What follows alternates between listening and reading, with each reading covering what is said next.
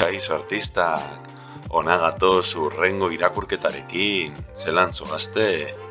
Beno, beraz, irakurtzen hasten baldin bagana zer egin behar da? Hasten gara besterik gabe irakurtzen? Oso ondo, irakurri baino lehenagoko estrategiak egin behar dira.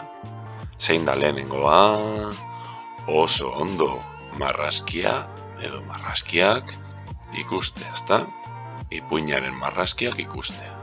Eta hor zer ikusten dugu tipo bat, ezta? Autobusa hartzeko gogotsu, ematen du presaka dabilela, eta beste irudi batean, badirudi, mai gainetik pasatu dela, ezta? Eta jendeari ez omen zaio gustatu asko. Bigarren estrategia zen da, hori da, izenburua irakurtzea. Zein da kasu honetan izenburua? Presaka zebilen gizona. Honek asko esaten digu, ezta? Behin esan da marrazkian zer ikusi dugun, asko laguntzen digu, bai ala ez. Bai, ezta? Presaka dabil gizona. Hirugarren estrategia, informazio gehiago daukagu ipuinean? Bai, ezta? Ursula Wolfer. Ursula Wolfer idazle alemaniarra da. Irakaslea dena eta liburu batzuk idatzitakoa, umentzako liburu batzuk, eta ona hemen berak idatzitako bat, presaka zebilen gizona. Laugarren estrategia lehenengo eta azken esaldiak ikustea da, bazen behin gizon bat beti presaka ibiltzea gustuko zuena. Eta azkena, nola liteke pentsatu zuen harriturik. Hori behin esan da, bosgarren estrategia zein da, hori da, ezta, ea zenbat esaldi, zenbat paragrafo dauden. Bat, bi, hiru, lau, bost, sei, zazpi eta 8 paragrafo. Gero esaldi pilo bat, ezta?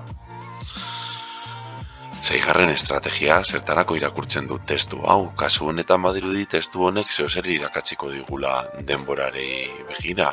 Presaka baldin bazabiltza bizitzan, ezta? Eta iaia bukatzeko, 7. estrategia, zeintzuk diren hitz garrantzitsuenak.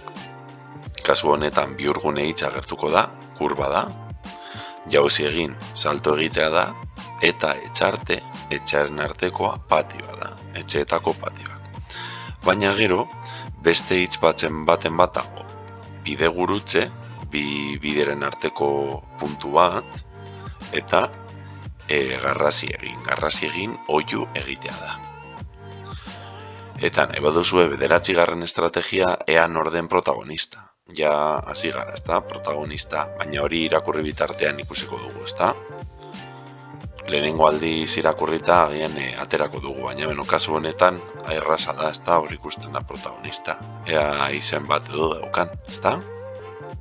Beraz, prest gaude, 2 edo 3 aldiz irakurtzeko. Nirekin zuek behin irakurriko duzue. Pausatu bideoa nahi baduzue zuek lehenengo irakurri, eta gero ja nire txanda.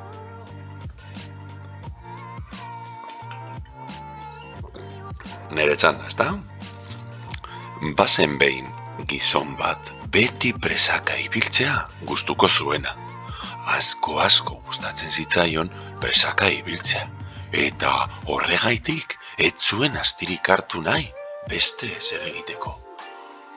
Goiz batean, lasterka irten zen kalera eta autobus batean sartu zen. Autobusura poliki zebilera iruditu zitzaion. Orduan, zer egin zuen? Bada, hurrengo gertokian jaitsi eta autobusaren aurrean korrika hasi. Bidegurutze batera iritsi zenean, semaforoa gorri zegoen, baina gizonak ez zuen astirik ezertan arreta jartzeko. Eta lasterka jarraitu zuen semaforoari jaramonik egin gabe. Mek, lotabako! Mek, klaksona jotzen hasi ziren autoak. Garrasi egin zion jendeak. Lotabako! Baina gizonak ez zuen ezer entzuten.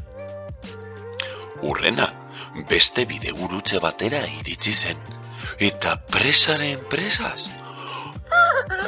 Bihurgunea hartzea ahaztu zitzaion, eta zuzen jo zuen aurrera. etxe barru batera etzen bada sartu. Etxe hartan bizi zen familia gozaltzen ari zen, eta gizonak xup, jauzi egin zuen mahaiaren gainetik. Eta hango plater eta platertxo guztiak bota zituen, eta lasterka irten zen atetik. Beste etxe batean ere sartu zen, eta han bikote bat lotan zegoen.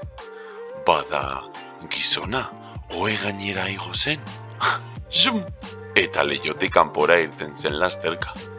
Ez zuen astirik hartu, barkatu, ere esateko. Horrela iritsi zen etxarte batera. Eta han ere, etxarteko hormaren kontra burua jo zuen. Baina hori zergatik gertatu zitzaion pentsatzeko, astirik hartu nahi ez zuen ez. Bira egin eta berriz etxe aldera jo zuen. Bidegurutzetik pasatu zen, lasterka joan zen kalean, aurrera eta xup, bapatean. Bere etxe barruan zegoela konturatu zen. Nola liteke, pentsatu zuen harriturik. Eta alazan edo espazan, zartadilla kabalabazan eta gradadilla etxarteko plazan. Beno, espero dutxu erabigarria egin izana, urrengo irakurketar arte artistak